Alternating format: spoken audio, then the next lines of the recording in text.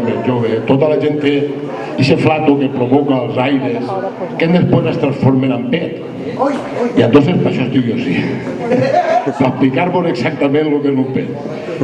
Bé, vam preguntar el que és un pet i ho hem dit prou estiganós. Un pet és un gas melós que el deixa molt satisfet si te'l tires estan flatós.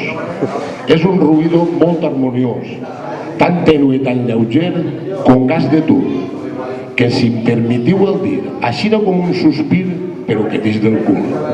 Encara que mal mirar pel personal que hi ha a Madrid, un pet, si està ben tirat, és un crit de llibertat de l'aire que està oprimit. Ben mirat i ben comprès, un pet ben carregat d'all és algo de molt de pes, que igual acaba en un ball que en una sessió de congrés. Així i tot és molt desgraciat. És en una reunió i ningú se l'ha tirat. Tots pregunten en raó, qui se l'ha soltat? Apenas fa un rato lliurava el senyoret de les molèsties del flato i ara fent un desacato diu que no coneix el pet. Per totes aquestes coses que el personal vos apunta, el pet es trenca en mil miquetes, mira així de puntelletes i aleshores es torna bufa. No pregunteu si una bufa sentirà. Sentiràs molt de pudor i el passarà al constipat i bufa que t'ha pegat. El pet a l'aire li dona vida, perquè del pet a l'aire és tot.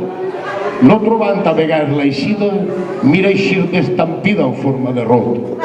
Segons diu un gran metge, i jo acata l'opinió, rot el que està mal del fetge i és digne d'admiració.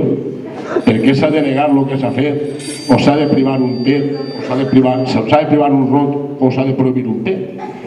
Si t'apreta la canana o et molesta el cinturó, tira't un pet com un canó i digues assegut jo perquè m'ha donat la gana.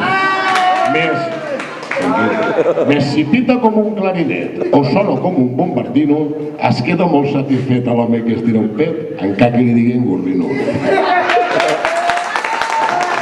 Gràcies.